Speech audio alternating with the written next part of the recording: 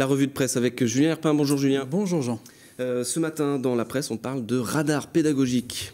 Oui, radar pédagogique pour parler des sas à vélo. Vous qui êtes cycliste, Jean, vous connaissez les sas à vélo et peut-être que vous ne pouvez pas les utiliser. Mais pas toujours. Eh bien oui, parce que ces sas à vélo, ils sont bien souvent occupés par les automobilistes. Eh bien, un dispositif va être testé à Nantes cette année, un radar pédagogique donc qui signalera les automobilistes qui ne respectent pas ce sas à vélo, donc cette portion comprise entre les voitures et le feu pour permettre aux cyclistes de s'insérer plus facilement.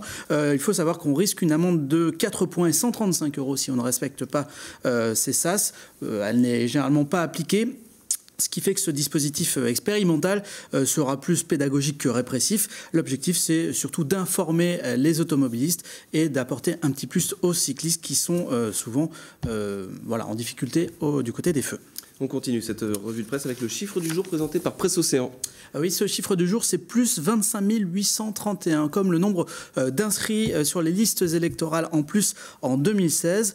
On a toujours été très occupés, dit cette personne qui travaillait dans le bus civique, qui a sillonné les quartiers ces dernières semaines.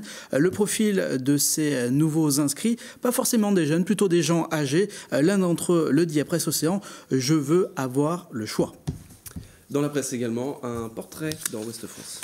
Oui, un portrait d'un changement de vie, celui de Régis, 50 ans. Il y a 4 ans, il a décidé de vendre son exploitation agricole du côté d'Artaud-en-Ré. Il explique que cette décision, ce n'était pas vraiment simple à réaliser. Il a décidé du coup de faire autre chose, mais il dit les agriculteurs pensent qu'ils ne savent pas faire autre chose qu'agriculteurs. En l'occurrence, c'est le cas pour lui. Depuis 4 ans, il encadre un chantier d'insertion de maraîchage pour les Restos du Cœur et il le dit avec un peu d'humour. Il travaille désormais à mi-temps, il faisait 70 heures. Il en fait désormais 35. Ouest France qui nous explique que c'est très compliqué pour les agriculteurs de se reconvertir, mais que la Chambre d'agriculture aide à cela et que par exemple les sessions pour informer sur ces questions de reconversion ont été quasiment toutes complètes en 2016. On continue avec une info pratique donnée par le Courrier du Pays de Ré. Oui, une petite info pratique. Voilà, si vous avez eu un drone pour Noël, c'est le cas de beaucoup de gens. Peut-on le faire voler n'importe où? Eh bien non. Le Courrier du PLR nous donne donc une carte IGN pour nous indiquer dans quelle zone on peut utiliser ou pas son drone. Voilà, c'est assez pratique et c'est plutôt bien vu parce qu'on ne peut pas le faire voler n'importe où ce drone. Merci Julien. Merci Jean.